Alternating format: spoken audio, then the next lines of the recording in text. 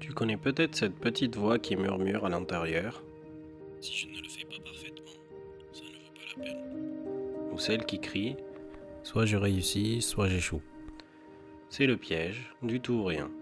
Une manière de penser qui transforme chaque pas en falaise, chaque erreur en drame et chaque victoire en nouvelle exigence. Ce mindset, on le croit puissant, mais parfois, il nous enferme. Il nous pousse à abandonner plutôt qu'à persévérer, à douter plutôt qu'à essayer. Le tout ou rien, c'est une illusion. C'est croire qu'il n'existe que deux couleurs, le noir et le blanc, alors que la vie, elle, se joue dans les nuances. On se dit, si je ne réussis pas à 100%, autant ne pas commencer. Ou si je fais une erreur, c'est que j'ai échoué.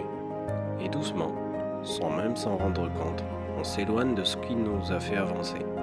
On oublie que la constance vaut mieux que l'intensité, que le progrès vaut mieux que la perfection, et que les plus grandes réussites naissent souvent d'un simple pas d'un saut.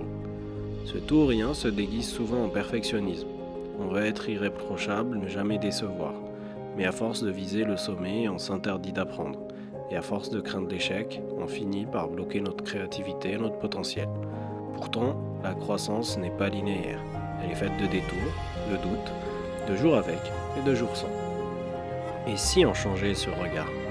Si la beauté était dans le mouvement, pas dans la perfection, dans le presque, dans le progrès, dans l'imperfection même. Alors aujourd'hui, au lieu de viser la perfection, vise la présence et la persévérance.